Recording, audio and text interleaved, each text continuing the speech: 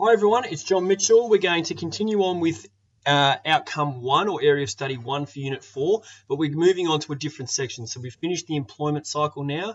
Now it's time to look at the employee relations section. So employee relations refers to the interaction between the employer and the employees and or their representatives in regards to wages and working conditions.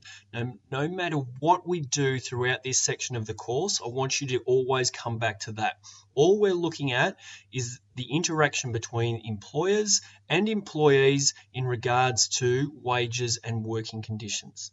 So a human resource manager in the current employee relations system has a really large role to play, and we'll get into that later on, but always be thinking about it's just about the interaction between employers and employees in regards to wages and working conditions. I know I've said it 3 times, but I just want to stress that always come back to that. Whether you get confused about anything along the way, always come back to that. That's the most important thing. Now, activities involved during employer relations are things like, and this is just a few things, but it's things like negotiating agreements. Now, agreements are what sets out the wages and conditions for employees for the work they do. Managing disputes, any dispute that may arise, that could be during a negotiation, it could be, let's say you haven't got paid on time, or you haven't been paid enough, or you've asked for time off and your employer said no, but in your agreement it says, well, I'm entitled to this time off. That may cause a dispute. Ensuring employees receive pay and entitlements, obviously that's a really important factor. Resolving conflicts, so if any dispute arises, we need to try and resolve that conflict. That's the human resource manager's role in employee relations. And obviously managing termination, because that's where an agreement is ending or a contract is ending for a particular employee. So managing things like redundancy pay, outplacement services, all those types of things is involved in employee relations.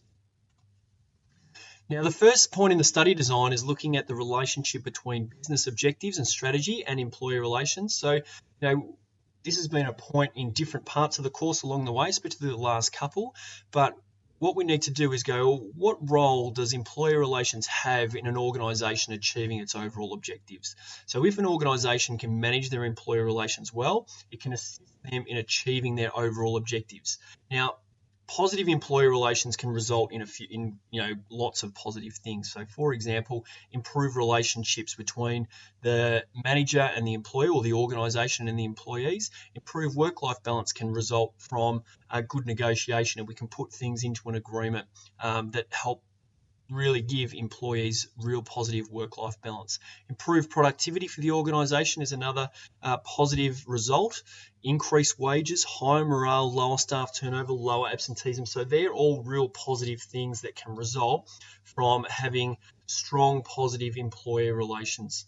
And so managing your employee relations well, even if a dispute does arise, managing that well can still result in lots of positive things for the organisation. And if you can see, already some of those, would relate to business objectives. So, for example, improve productivity, improve wages, improve morale, and all those types of things.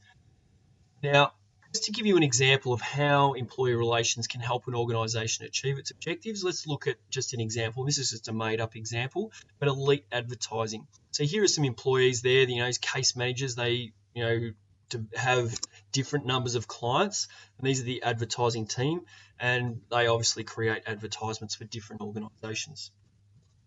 Now, in their agreement, it sets out that they can have a maximum of 6 clients at one time. Now, if there's a 7th, then that would have to go to someone else who hasn't got their full quota of 6. So what that does is, in the agreement, it sets that out, and that stops the employees from being overworked. And so that the employer can't just say, look, we're really busy, here's another client, and then all of a sudden the employees are snowed under. So that's stipulated in the agreement that they have a maximum of 6 clients at one particular time. Now, let's say that they are looking at a new agreement. So often a new agreement comes up every 3 to 4 years, and the employees, as a result, cost of living's gone up and inflation's continuing to rise, so that they're saying that we want higher wages. That's pretty stock standard. Now, meet the human resource manager and the owners of the business. The human resource manager is there to represent, even though she is an employee, she's there to represent the employers in this case.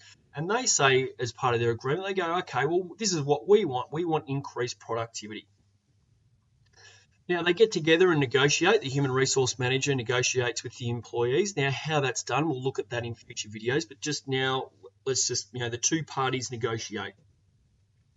After some negotiation, hopefully it's been real positive negotiation and the relationship's, intact. Hasn't been too many arguments about what each wants, but they've come to an agreement. And in the agreement, they've come out and said, well, the employees have obtained 19% increase in wages over the next 3 years. So it could be something like 7%, 7%, and then 5%, something like that. But it's 19% increase over the next 3 years.